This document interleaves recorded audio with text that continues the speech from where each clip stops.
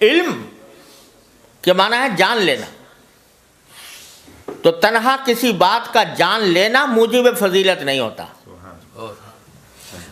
صرف جان لینا کوئی موجب فضیلت نہیں۔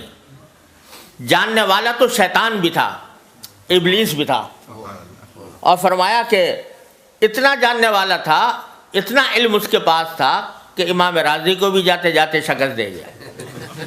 واقعہ سنا ہوگا آپ نے، جاتے جاتے امام راضی کو جیسے انسان کو بھی شکست دے گیا۔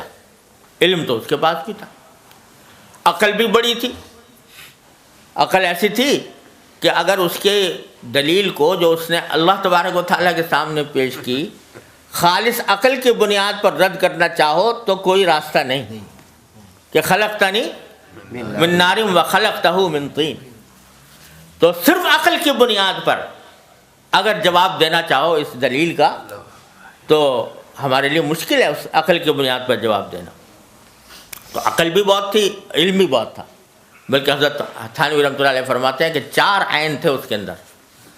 عالم بڑا تھا، عین عالم کا، اور عاقل بڑا تھا کہ دلیل ایسی پیش کر دی، اور فرمایا عابد بڑا تھا، کیونکہ روایات میں ہے کہ پہلے عبادت بھی بہت کرتا تھا۔ تو عالم بھی تھا، عاقل بھی تھا، عابد بھی تھا۔ فرمایا چوتھے عین کی کمی تھی کہ عاشق نہیں تھا۔ اگر عشق ہوتا تو پھر یہ نہ کہتا کہ خلقتنی من نار و خلقتہ من طین، تو میرا خالق ہے، تو مجھے جو حکم دے رہا ہے، میرا کام تو یہ ہے کہ اس کے آگے سر جھکا دوں۔ تو عالم تھا، عابد تھا، عاقل تھا، مگر عاشق نہیں تھا۔ اس کے نتیجے میں اتنا گمراہ ہوا اور اتنا خوار ہوا۔ تو علم تنہا جان لینا یہ کافی نہیں، فضیلت کا معیار نہیں، اور اگر یہ ہوتا تو شبریف بھی بڑا ہوتا۔ علم کے لحاظ سے آپ دیکھ لو، یونیورسٹیاں یہاں پر بھی ہیں،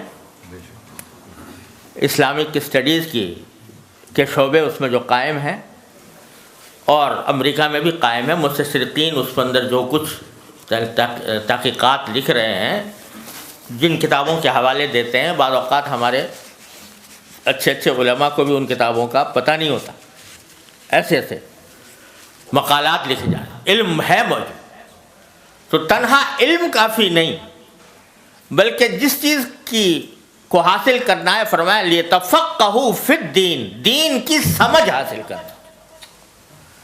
وہ دین کی سمجھ محض کتاب سے نہیں آتی، محض علم سے نہیں آتی، وہ دین کی سمجھ رکھنے والے کی صحبت سے آتی ہے۔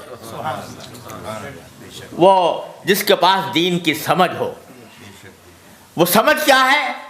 وہ سمجھ یہ ہے کہ کس وقت میرے دین کا مجھ سے کیا مطالبہ ہے، کس وقت دین کا کیا مطالبہ ہے۔ اس وقت وہ جو تقاضا اور جو مطالبہ ہوتا ہے، اس تقاضے اور مطالبے پر عمل کرنے کا نام ہے تفقہ فی الدین۔ حضرت حکیم الامت مولانا تھانوی رحمۃ اللہ کے زمانے میں ایک بستی تھی جہاں پر ارتداد کا فتنہ پھیلا ہوا تھا، زبردست ارتداد، لوگ مرتد ہو رہے تھے۔ تو وہاں کچھ لوگ تھے کہ جو ابھی مرتد کھلم کھلا نہیں ہوئے تھے، مگر انہوں نے کافروں کسی باتیں شروع کر دی تھیں۔ تو حضرت وہاں تشریف لے گئے ان مسلمانوں کے پاس جو ابھی تک مسلمان تھے، مرتد نہیں ہوئے تھے۔ ان سے کہا بھائی تو ہم نے سنا ہے تم لوگ، وہ شدھی کی تحریک چل رہی تھی، تم شدھی کی تحریک کے اس میں اسلام چھوڑ رہے ہو؟ تو نا جی نا، ہم تو مسلمان ہیں۔ انہوں نے جواب میں کہا نا، ہم تو مسلمان ہیں، ہم تو تعزیہ اٹھاویں، ہم تو تعزیہ اٹھاویں، تو ہم تو مسلمان ہیں۔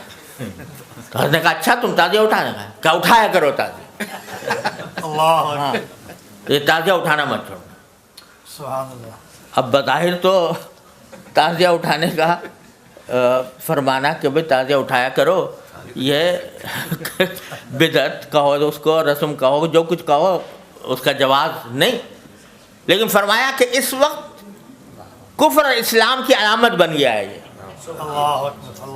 تو اگر ان کو اس وقت تعزیے سے روکا جائے گا تو یہ سیدھے ارتداد کی گود میں جائیں گے، اور اس وقت اگر ان کو کم از کم اس پر روک دیا گیا تو آگے پھر ان کی اصلاح کا راستہ نکلے گا۔ تو یہ ہے علم میں اور تفقہ فی الدین میں فرق، کہ کس موقع پر دین کا کیا تقاضا ہے اور دین کا کس چیز میں فائدہ ہے، تو اس بات کو اختیار کرنا یہ تفقہ فی الدین ہے۔ کوئی اب اگر اٹھا کے فتویٰ پوچھو کہ ایک مولوی صاحب آئے تھے، انہوں نے یہ کہا تھا کہ وہاں گاؤں والوں سے کہ تم تعزیہ اٹھایا کرو، تو اس مولوی صاحب کا کیا حکم ہے؟ تو اس کا فتویٰ جو خالص علم کی بنیاد پر دیا جائے گا، جس میں تفقہ نہ ہو، تو وہ یہی ہوگا کہ بھئی وہ غلط بات کہی، انہوں نے گمراہی کی بات کہی، ایسے آدمی کو گمراہ سمجھنا چاہیے۔ لیکن کس موقع پر، کس مرحلے پر، کس درجہ، کس چیز میں ڈھیل دی جائے اور کس چیز میں سختی اختیار کر لی جائے، یہ چیز جو ہے یہ تفقہ فی الدین ہے۔ اور یہ تفقہ فی الدین صرف کتاب پڑھنے سے حاصل نہیں ہوتا، یہ صرف درسگاہ میں بیٹھ کر ڈگریاں حاصل کرنے، اسناد حاصل کرنے سے حاصل نہیں ہوتا، یہ بزرگوں کی صحبت سے حاصل ہوتا ہے۔ نہ کتابوں سے، نہ کالج سے، نظر سے پیدا دین ہوتا ہے، بزرگوں کی نظر سے پیدا۔ تو وہ در حقیقت وہ سمجھ ہے جس کو حاصل کرنے کا حکم دیا گیا، کہ لیے تفقہوا فی الدین، دین کی سمجھ پیدا کرنا۔